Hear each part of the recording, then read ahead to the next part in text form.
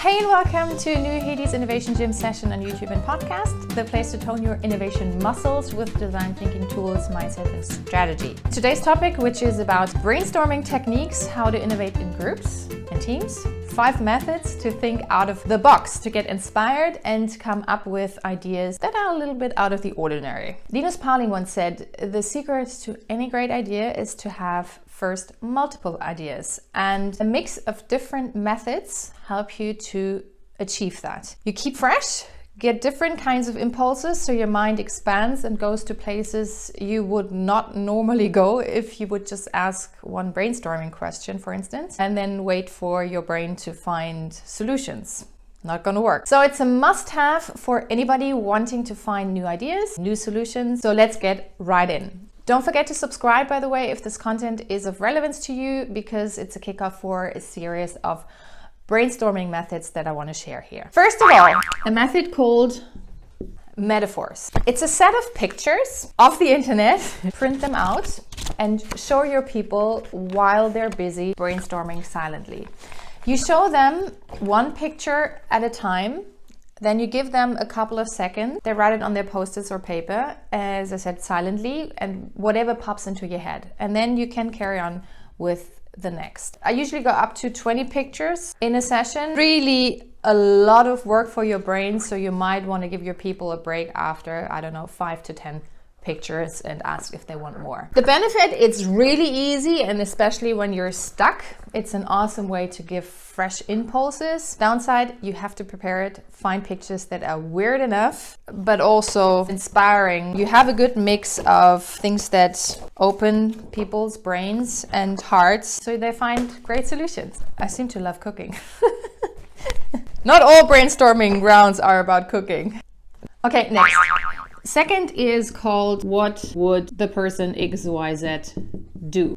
For this method, how it works, have a set of 5 different people roundabout or fictive characters who would be inspiring to your brainstorming sessions. So their brain, their point of view would be inspiring to your brainstorming sessions. Like for instance, Steve Jobs, if you want them to think visionary, or Mother Teresa, if you want them to think about very human-centered solutions, or Mary Poppins for a magical approach. Einstein, who challenges the status quo. So the people or even movie characters should be very well known and positively perceived, because you don't want to block people's imagination because they have some, I don't know, negative associations or feelings towards that person or character. The benefit, it's really fun and really inspiring. The downside is similar to the metaphor pictures. You need to prepare a couple of them like this, like a set card, because we humans are all different, and some, like one person might be totally inspired by Steve Jobs or another by Michael Jackson and another one isn't. So have a variety of people that you can put up your sleeve, start brainstorming with.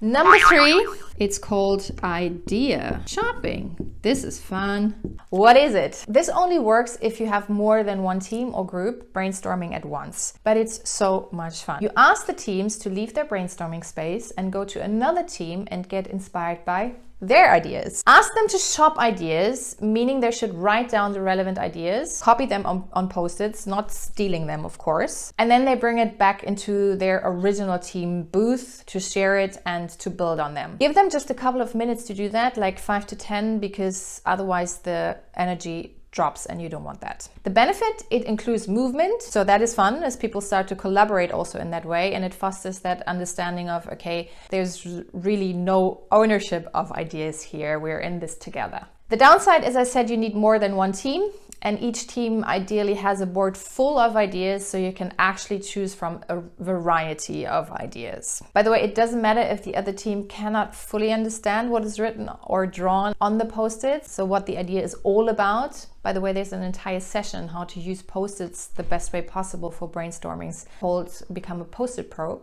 It's only really about giving inspiration so your brain has something to build on. Number 4, the environment deep dive.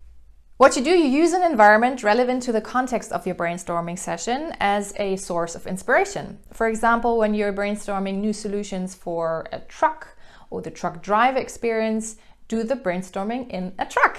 Or if you're creating new curriculum, for instance, for students, go where your students would normally hang out and get inspired. The benefit, obviously, it's a lot of fun and an empathetic way to get to your solutions as you dive into the environment of your user. The downside, you need to make an effort and either organize, for example, the truck or find out where to go. It's really worth it though. My most memorable brainstorming sessions were dedicated to this method. Lastly, object method. Similar to environment deep dive, use objects that are relevant to your brainstorming session as a source of inspiration. Like when it's about the truck and enhancing the experience of a truck driver, use items like a coffee cup, gadgets hanging from the mirror, the steering wheel, I don't know, magazine piles, takeaway food bags, anything that a truck driver would normally use and would need on a truck drive. Benefit is, again, it's very empathetic and inspiring approach. The downside is as well, it needs to be organized in advance and really thought about. Whoop whoop, dear innovator, these were the 5 methods for expanding your horizon. Next session will be about active brainstorming methods. Subscribe and like if that is of relevance to you. Share it with people who could benefit from it, and see you very soon here on this channel. Can't wait.